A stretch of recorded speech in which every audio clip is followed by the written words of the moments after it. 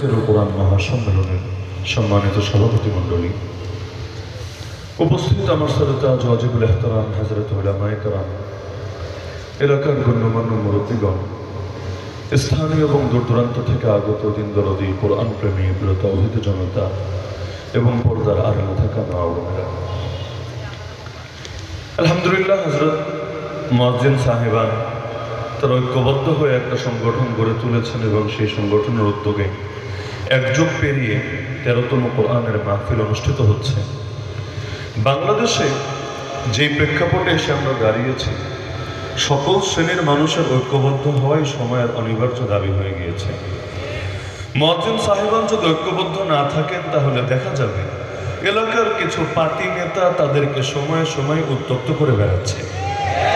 যদি ঐক্যবদ্ধ থাকেন, একযোগে সংঘবদ্ধ হয়ে যখন সেই বাতিলের বিরুদ্ধে হুঙ্কার ছড়বেন, দেখা যাবে ইঁদুরের গর্তে গিয়ে লুকাবে। আর যদি ঐক্যবদ্ধ না থাকেন, একা একা নীরবে সয়ে যান, তাহলে তিনি হয়তো আল্লাহর কাছে প্রতিদান পেয়ে যাবেন, কিন্তু ওই জালেম আরো বেশি আশকারা পেয়ে যাবে। এজন্য মুসলমান যত বেশি ঐক্যবদ্ধ হতে পারবে, তত বেশি বাতিলদেরকে দূর করা এবং নিজেদের অধিকার আদায় করে নেওয়া ইনশাআল্লাহ তত বেশি সহজ হবে।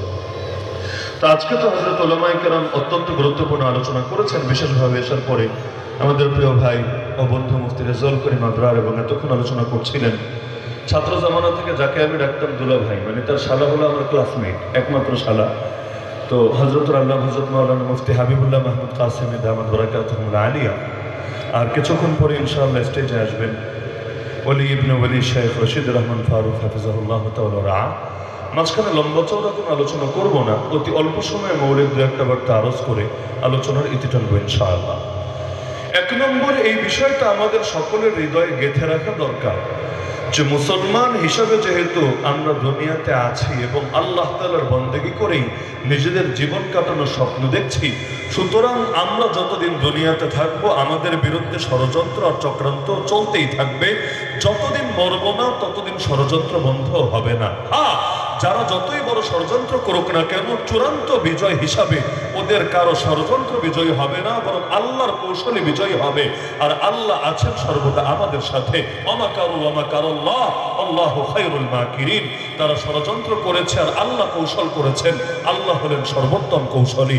আল্লাহ রাসূল সাল্লাল্লাহু আলাইহি ওয়াসাল্লামের চাইতে উত্তম আখলাক কোনোদিন কারো ছিল না, কোনোদিন কারো হবে না, হওয়া সম্ভব না। তাকে আল্লাহ জানিয়ে দিচ্ছেন, ওয়ালান তারদা আনকাল ইয়াহুদ ওয়ালান নাসারা হাত্তা তাত্তাবিআ মিল্লাতাহুম। হে নবী, কোনদিনও এই ইহুদি এবং খ্রিস্টানরা কিছুতেই আপনার উপর সন্তুষ্ট হবে না যতদিন না আপনি নিজের আদর্শ ছেড়ে ওদের আদর্শের অনুসারী না হবেন। আপনি যদি আদর্শ পরিবর্তন করে ফেলেন, ওরা আপনাকে বুকে জড়িয়ে নেবে, আপনাকে ভালোবাসবে। কিন্তু আপনি যদি আল্লাহর শিক্ষা দেওয়া আদর্শের উপর বলবৎ থাকেন, অটল থাকেন, অবিচল থাকেন, ওরা কোনোদিনও পারবে না আপনার উপর খুশি হতে।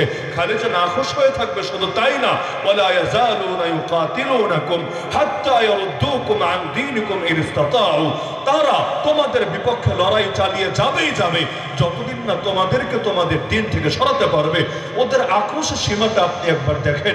যে রাসূল সাল্লাল্লাহু আলাইহি ওয়াসাল্লাম এখন থেকে প্রায় আরো ১৫০০ বছর আগে যার ওফাত হয়ে গিয়েছে, রওজায়ে আতহারে শুয়ে আছেন, এই ১৫০০ বছর পরে এসেও তাকে গালি দিতে হচ্ছে, তাকে নিয়ে ব্যঙ্গ করতে হচ্ছে, তাকে নিয়ে কার্টুন ছাপতে হচ্ছে, আবার সেগুলোর পক্ষে ওদেরকে দালালি করতে হচ্ছে। সেই ফ্রান্সের শার্লে আবদো পত্রিকায় বলেন, আর বাংলাদেশের প্রথম আলোর আলপিন, আমার এখনো মনে পড়ে, তখন ছোট কিন্তু বাসায় নিয়মিত এই প্রথম আলো আর যুগান্তর দুইটা পত্রিকা রাখা হতো। এর মধ্যে আলপিন সাপ্তাহিক একটা রম্য ম্যাগাজিন ছিল, এটার জন্য অপেক্ষায় থাকতাম কবে আসবে। কিন্তু দেখা গেল সে আলপিনের মধ্যে প্রথম আলো এই বাংলাদেশে বসে আল্লাহর নবীর শানে ব্যঙ্গ করেছে, আল্লাহর নবীর কার্টুন ছাপার দুঃসাহস পর্যন্ত দেখিয়েছে। এই আল্লাহর নবী সাল্লাল্লাহু আলাইহি ওয়াসাল্লামকে গালি দেওয়ার মধ্যে কি মজা পেয়েছে, এতকাল পর এসেও তাকে গালি দিতে হবে কোন দুঃখে? এই ইন্ডিয়ার বুকে এক ধর্মসভা থেকে এক হিন্দু পুরোহিত আল্লাহ নবীকে গালি দিয়ে বসলো, ব্যঙ্গ করে বসলো। মুসলমান মামলা ঠুকলো। মামলা করার কারণে তাকে তো গ্রেফতার করা হলোই না, উল্টা তার পক্ষে রাজ্যের ক্ষমতাধর বিধায়ক পর্যন্ত সাফাই গাইল। মুসলমান সহ্য করতে না পেরে লং মার্চের ডাক দিল, সে লং মার্চ পর্যন্ত করতে দিল না, সেটাতে বাধা দিল। অবশেষে সেই ক্ষতের দাগ শুকানোর আগেই আল্লাহ রাসূলের মূর্তি তৈরি করলো এক পাশে, আর আরেক পাশে সাইয়্যিদুনা শেরে খোদা আলী হায়দার রাদিয়াল্লাহু আনহুর মূর্তি তৈরি করলো, এরপর ভিডিও করে লাইভ করে সারা দুনিয়াকে দেখালো, দেখ মুসলমান, আগে তো গালি দিয়েছিলাম, এবার মূর্তি বানালাম, এবার এই মূর্তি আগুন দিয়ে জ্বালিয়ে দেব, তোরা কিছুই করতে পারবি না।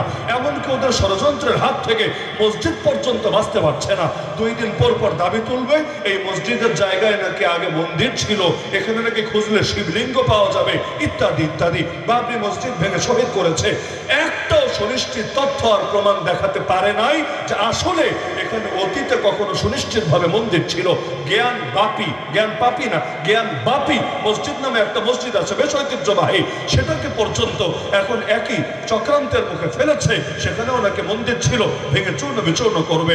উত্তরপ্রদেশের এক শাহী জামে মসজিদ আছে, এর বিরুদ্ধে কোর্টের মধ্যে রিট দায়ের করলো যে এই মসজিদের নিচেও নাকি ওদের সাবেক মন্দির পাওয়া যাবে খুঁজলে, এজন্য যাতে তদন্ত করে এটার পক্ষে ব্যবস্থা নেওয়া হয়। কোর্ট ইনভেস্টিগেশনের আদেশ জারি করলো। আদেশ জারি করতে দেরি 6 ঘন্টাও পার হলো না, মাত্র 6 ঘন্টাও পার হলো না, তার আগেই ইনভেস্টিগেশনের টিম গিয়ে হাজির হলো বিশাল পুলিশি ফোর্স নিয়ে। গাড়ি থেকে নেমেই জয় শ্রীরাম, জয় শ্রীরাম, জয় শ্রীরাম স্লোগান দিতে দিতে ছুটে যাচ্ছিল মসজিদের দিকে। আর ওদের এই স্লোগান শুনে এলাকার যত হিন্দুত্ববাদী আছে সবগুলো এসে জোটবদ্ধ হলো, মিলিত হলো ওদের সাথে। যখন মুসলমানরা দেখলো এভাবে সবাই মিলে আসমান জমিন কাঁপিয়ে জয় শ্রীরাম স্লোগান দিয়ে দিয়ে মসজিদের দিকে আসছে, আমার এলাকার মসজিদের দিকেও যদি এভাবে জয় শ্রীরাম দিতে দিতে কেউ ছুটে আসে, আমি বেঁচে থাকতে ওর কদম তো কিছুতেই পড়তে দেব না মসজিদের বুকে। মসজিদের মধ্যে আল্লাহু আকবারের ধ্বনি উচ্চারিত হবে, মসজিদের মধ্যে জয় শ্রীরাম উচ্চারিত হবে, আর মুসলমান বসে বসে তামাশা দেখবে। যার চলে গেল মুসলমান এটা কিছুতেই সহ্য করবে না। তো মুসলমানরা তাকবীর দিতে শুরু করলো, বাধা দিল ওদেরকে যে বোঝাই যাচ্ছে তোমরা কিসের ইনভেস্টিগেশন করবা, তোমরা অবশ্যই দালালি করবা, আর তোমরা আগ থেকেই ফয়সালা নির্ধারণ করে রেখেছো, এখন শুধু একটা শো করবা, একটা নাটক করবা। বাধা দিল। পুলিশ জায়গার উপর গুলি করে আমাদের তিনজন মুসলিম ভাইকে শহীদ করে দিল। দুঃখের বিষয়, আরে পুলিশ নয় তো শহীদ করেছে, একটা সপ্তাহ হতে চললো, এখনো পর্যন্ত ইন্ডিয়া একটা বিবৃতি দিল না, দুঃখ প্রকাশ করলো না, অভিযুক্তদের বিরুদ্ধে কোনো অ্যাকশন নিল না। আরে অবাক লাগে, বাংলাদেশের কোন এক লুচ্চা, এক বাটপার, এক বলাৎকারকারী, এক যৌন ভাবে আক্রান্ত এই এক পাপিষ্ঠ চিন্ময় দাস ব্রহ্মচারী গ্রেফতার হলো। 24 ঘন্টা পার হওয়ার আগে ইন্ডিয়ার পররাষ্ট্র মন্ত্রণালয় থেকে বিবৃতি চলে আসলো, মানে বোঝা গেল খুবই মানবাধিকারের পক্ষে আছে, মানুষের অধিকার নিয়ে কথা বলে। তো বাংলাদেশের চিন্ময়কে নিয়ে 24 ঘন্টা পার হওয়ার আগে বিবৃতি দিতে পারো, তোমার দেশে 3 জন মুসলমানকে যে শহীদ করা হয়েছে 1 সপ্তাহ হয়ে গেল, বিবৃতি কেন দিতে পারলা না? অন্যের দেশের একজনের নিয়ে এত মায়া, নিজের দেশের কাউরে নিয়ে কোনো মায়া নাই। আবার কেউ বন্দী হলেই যদি তাকে নিয়ে মায়া থাকতে হয়, বন্দী তো আমিও হয়েছিলাম, খালি আমি না, এই যে আমার আগে যিনি বয়ান করলেন তিনিও তো হয়েছিলেন, শুধু তিনি না, 3000-এর বেশি আলেম তালিবুল তাওহীদ জনতা আমরা একসঙ্গে তো বন্দী হয়েছিলাম 2021-এ। কই তখন একটা বিবৃতি দিতে পারলো না, কোন দুঃখে? যদি মানুষের অধিকার নিয়ে কথা বলো তাহলে চিন্ময় খালি মানুষ, আমরা মানুষ না, ওর বেঁচে থাকার অধিকার আছে, আমাদের বেঁচে থাকার অধিকার নাই। ওর প্রাণের দাম আছে, আমাদের প্রাণের দাম নাই। ওর নিরাপত্তার দরকার আছে, আমাদের নিরাপত্তার দরকার নাই। কথা বললে সবার ব্যাপারে বলবা, আর না বললে কারো ব্যাপারে বলবা না। তো কারো ব্যাপারে বলবা আর কারো ব্যাপারে বলবা না, জাতির তোমাদের জাত চিনতে সময় লাগবে না। এমনকি আমাদেরকে গালি দিত আফগানিস্তান পন্থী, পাকিস্তান পন্থী, পুরা হুজুর জাতির 16 বছর এই গালি দেওয়া হয়েছে। আর পাকিস্তান পন্থী, আফগানিস্তান পন্থী হুজুররা যদি পাকিস্তান পন্থী হয়, 1 বছর 2 বছর 3 বছর জেল খেটে আসলো, কই পাকিস্তান তো কোনো বিবৃতি দিল না। কিন্তু এই ইসকন থেকে বহিষ্কৃত, তাও মজার বিষয়, ইসকনের লোক বলছে এটা তো আসলে সাবেক হিসাবে, বাস্তবে ইসকন থেকেও বহিষ্কৃত। কেন? লুচ্চামির কারণে। শিশুদের সাথে কি না কি জানি করেছে, কি করেছে আল্লাহ ভালো জানে, কি না কি করেছে, এজন্য ইসকনই তারে মন্দির থেকে, দল থেকে বহিষ্কার করে দিয়েছে। চিন্তার বিষয় হলো ইসকন তারে বহিষ্কার করে দিয়েছে, আর একদল তার পেছনে আজও ছুটে বেড়াচ্ছে। কিরে ভাই, কোন মধু খাওয়ার জন্য লুচ্চার পেছনে ছুটে বেড়াচ্ছ? একটু কমন সেন্স বলতে থাকা দরকার, একটু রুচি টুচি বলতে থাকা দরকার। নাকি গরুর মুখ খাইতে খাইতে রুচিও সব মরে গেছে? না হলে যেই মানুষ বাচ্চার লোকে আকাম করতে পারে, গাড়ির পেছনে বসে কি কি করে না করে পুরো বাংলাদেশ পর্যন্ত দেখে ফেলে, ওই রকম মানুষের গুরু মানতে, নেতা মানতে, তার জন্য জান কোরবান করতে রাজপথে বের হতে একটু লজ্জা শরমও লাগে না? বেহায়া কোথাকার। এমনকি অনেকে তো তালগোল পাকিয়ে ফেলে। আপনি কথা বলবেন হিন্দুত্ববাদ নিয়ে, তারা আপনাকে দাঁড় করাবে হিন্দু ধর্মের বিপক্ষে। অথচ দুটো দুই জিনিস।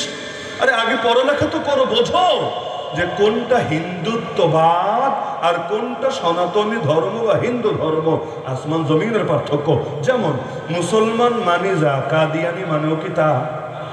কাদিয়ানি নিজেকে যতই দাবি করুক সে আহমদি মুসলিম জামাতের সদস্য, এমনকি সে যে উপাসনালয় বানায় এটার নামও দেয় মসজিদ, এমনকি কালেমা বলে কি লা ইলাহা ইল্লাল্লাহ মুহাম্মাদুর রাসূলুল্লাহ, ধর্মগ্রন্থ বলে কি কোরআন মাজিদ। সবই ঠিকঠাক ভাবে যতই বলুক না কেন, কিন্তু আপনারা সবাই জানেন কাদিয়ানি মানে কি মুসলমান? কাদিয়ানিরা মুসলমান বললে ইমান থাকবে? থাকবে না। তাহলে কাদিয়ানি আর মুসলমান যেমন এক না, হিন্দু আর হিন্দুত্ববাদীও এক না। আমরা যেমন কেউ মুসলমান পরিচয় দিলেই অন্ধভাবে তার পক্ষে দাঁড়িয়ে যাই না। আমরা আগে দেখি সে সৎ নাকি সে অসৎ, সে নেককার নাকি সে বদকার। এই যেমন বিগত 3 মাসে কম মুসলমানদের পিটানো হয়েছে? কত মুসলমানের ঘর জ্বালিয়ে দেওয়া হয়েছে? কত মুসলমান বর্ডার পাড়ি দিয়ে ওপারে যেতে বাধ্য হয়েছে? কত মুসলমান, যেমন কাল্যামানি কত ধর্ম পরিচয় মুসলমান, এরে ধরে পাবলিক কোর্টের সামনে পর্যন্ত আর জীবনটা বরবাদ করে ছেড়েছে। এই যে এত এত মারপিট হয়েছে, একজনও কিন্তু বলে নাই ইসলামের উপর আঘাত হচ্ছে, মুসলমান নির্যাতন হচ্ছে। কাউকে বলতে শুনেছেন? না। কেন? কারণ সবাই বোঝে এই আঘাত ইসলামের উপর না, এই মায়ের সে মুসলমান হওয়ার জন্য না, বরং সে অপরাধী হওয়ার জন্য। আপনার বউ কোনো অপরাধ করলো, আপনি বউরে এবার শাস্তি দিলেন, বউ এবার কান্না জোরে দিল, আহা আজ আমি নারী বলে আমার উপর জুলুম হচ্ছে, আমার উপর নির্যাতন হচ্ছে, নারীর কোনো অধিকার নাই, এই পুরুষতান্ত্রিক সমাজকে ভাঙতে হবে, নারীবাদী সমাজ করতে হবে।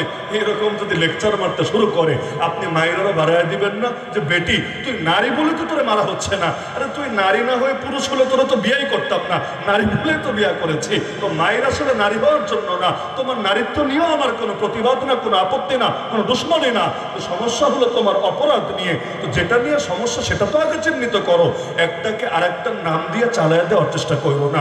ফ্যাসিবাদের বিপক্ষে আপনি কেউ যদি এখন বলে আপনার উন্নয়নের বিপক্ষে, কেন? এতকাল এই উন্নয়ন হয়েছে, সেই উন্নয়ন হয়েছে, কত কত উন্নয়ন। কখন এমন ডায়লগ দেওয়া হয়েছে এই যে 14 কোটি মানুষের হাতের মোবাইল, এই মোবাইল কে দিয়েছে? এই প্রশ্ন করে না? অদ্ভুত ব্যাপার। মানে পকেটের পয়সা দিয়ে মোবাইল কিনবো, এই মোবাইলও নাকি সে দিয়েছে। যদিও ভাগে বরাদ্দ ছিল কিনা আমার জানা নাই, হতে পারে 14 কোটির জন্য 14 কোটি মোবাইল বরাদ্দ ছিল, এগুলো মেরে দিয়েছে, হতে পারে, আমি জানি না। কিন্তু আমি এখনো সরকারের পক্ষ থেকে একটা মোবাইলও পাই নাই। আপনারা এখানে হাজার হাজার যারা আছেন, কেউ পেয়েছেন না? আপনারাও পান নাই। তারপরও এটা নাকি ওরা দিয়েছে। আচ্ছা হোক, এখন আপনি ফ্যাসিবাদের বিপক্ষে বক্তৃতা করলেন, কেউ বললো দেখ দেখ উন্নয়নের দুশ্মন, স্বাধীনতার দুশ্মন, দেশপ্রেমের দুশ্মন। আপনি মানবেন? মানবেন তো না, উল্টা প্রতিবাদ করবেন। তো কোনটা হিন্দু ধর্মের বিরোধিতা?